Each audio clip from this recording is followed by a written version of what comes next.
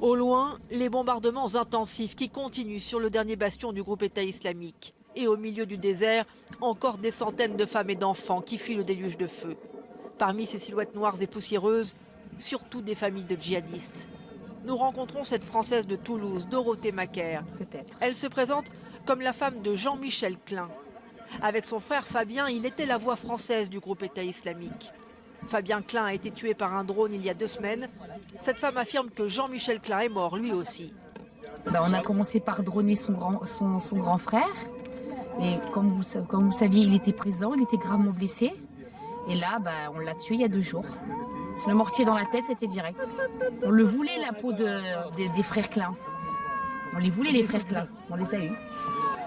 Aucun regret dans la bouche de Dorothée Macaire sur ses 5 ans passés en Syrie et sur les victimes des attentats de Paris. 3 de ses aînés sont morts depuis le début de l'assaut. Elle a attendu le dernier moment pour quitter la zone avec ses 5 autres enfants, dont le dernier né il y a 2 semaines. L'ultime bataille lancée par la coalition internationale asphyxie les irréductibles. À l'heure actuelle, qu'on voit là-bas, c'est un film d'horreur. Comme les films de zombies, là, l'horreur. Tout est brûlé, calciné, on tire dessus comme ça.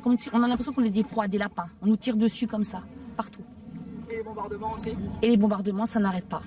Et maintenant, comment vous envisagez la suite? Vous savez ce Pour moi, j'envisage rien du tout. Mais que la France soit rassurée, je ne compte pas rentrer en France.